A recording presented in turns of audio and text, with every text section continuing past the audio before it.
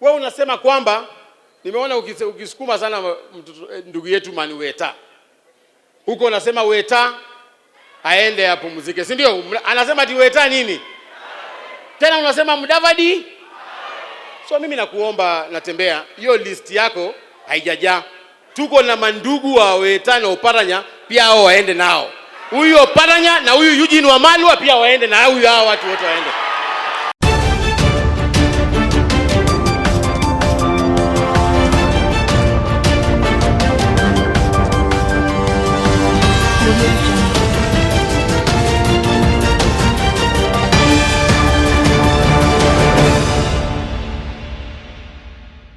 Few days back, the Secretary General of UDA, CLEO Malala, came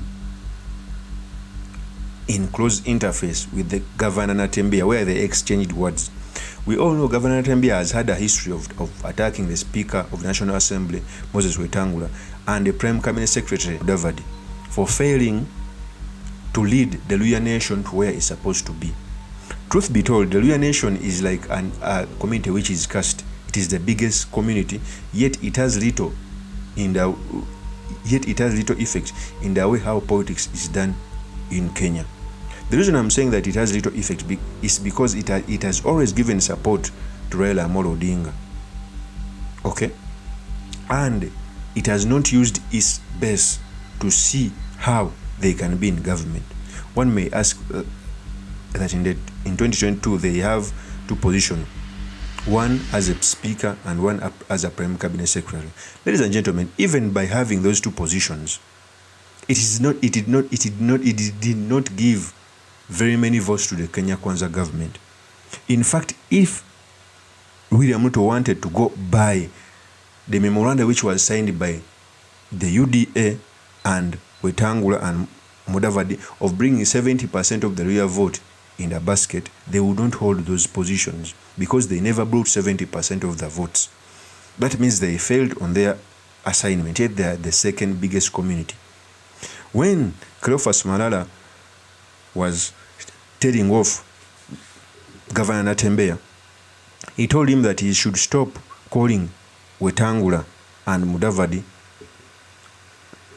out without adding on more names, and those names are Oparanya and others. So in this episode, I've come to talk about the feud that erupted between Governor NATEMBEYA and CLEO Malala, what it means for Kenyan politics, and most importantly, the study materials we can learn from the politics of our nation. But before I do this, I want to let you know that if you're new to this channel, please subscribe. If geopolitics and economics is what you want, this will be definitely the right channel for you to subscribe to.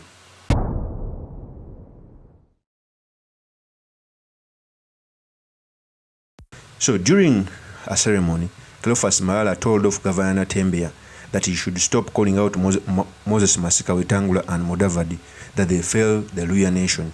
In fact, he went on to say that if indeed he is calling out the old people in the names of Wetangula and Mudavadi, he should also add on other names like Eugene Wamalwa and Oparanya. And I think this was a very good communication from CLEO Malala. One of the few leaders in the LUHYA nation who have a bright future is CLEO Malala. He knows how to communicate, he knows how to talk to the public, and any leader must have those assets. Before I expound on this more, let me first give you the tape when CLEO Malala was telling off Governor NATEMBEYA. Here's the tape. Mimi nakuunga mkono. Kwa hiyo maneno unafanya kule Trans Nzoia, wewe endelea.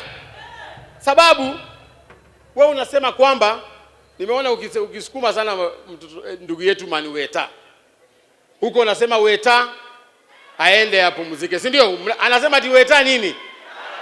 Tena unasema Mudavadi.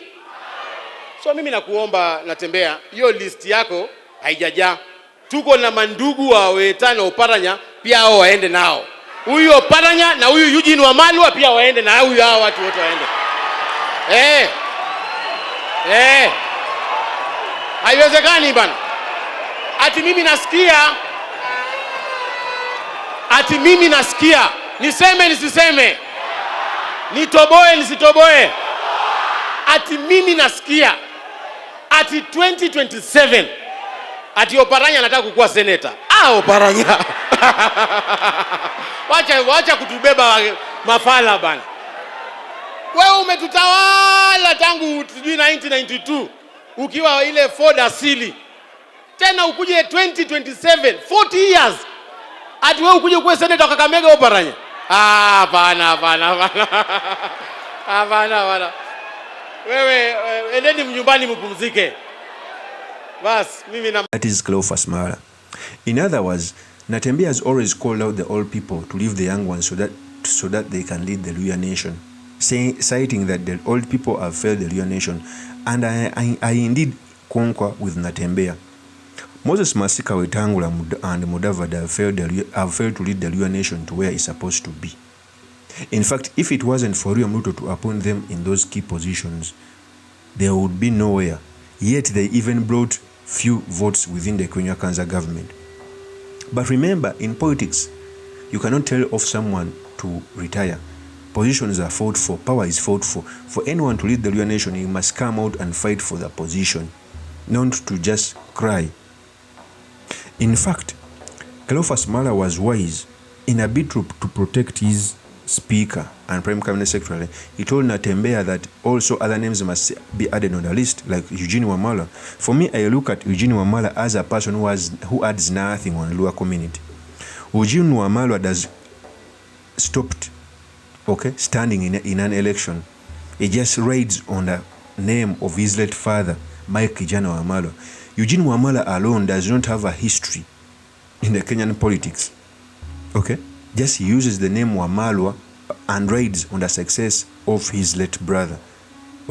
And I think the Luhya nation must come out and fight such leaders. The only person I can give respect is Wetangula. Even in the 2022, Wetangula ran as senator, so he still has some political clout. The only problem with Wetangula is that he wants to be safe. He doesn't want to sacrifice. Yet in politics, you must take chances, risks, and sacrifice. I keep on telling people that Mudavadi has a burden of coming from a community of a minority within the Luhya nation. Because Luhya nations, Luhyas as a community have sub-communities, and Mudavadi comes from a minority within the Luhya nation. That's why he has not gotten a chance, to lead the Luhya nation. And Wetangula has an edge on Mudavadi because he comes from the majority of the Luhya nation, but he fears to take risks. And remember, he's in his 60s. So by Natembeya coming out to always insult Moses Wetangula and Mudavadi, he must also add on other names like Oparanya. Oparanya is in 70s. Like Eugene Wamalwa. Eugene Wamalwa has nothing in the politics of the Luhya nation.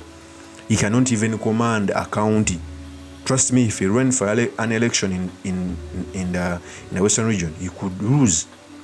That's why he normally positions himself as someone who speaks for the Luhya nation so that he can be made minister. So I think CLEO Malala was right to call on Natembeya to stop abusing the speaker and the prime cabinet secretary. And for the Luhya nation to at least run for the presidency and be either a winner or the first runners up, they must get new leaders, or they must get a leader who can sacrifice like other nations, other communities do. When you look at the Kalenjin, Ruto sacrificed. When you look at the Luo nation, Raila Amolo Odinga sacrificed. When you look at the Kikuyu community, Uhuru and others sacrificed. Now Gachagua is starting a journey to inherit Ruto. But the Prime Cabinet Secretary and the Speaker of Parliament, Moses Wetangula, are in a comfortable position. They don't see themselves as the next president. Of course, that's my opinion. Draw me a comments by commenting about this. Thank you very much for listening in. If this is your first time on this YouTube channel, I implore you to subscribe, like, and comment so that I can be motivated to do more of such videos. I'll see you on another one. Peace.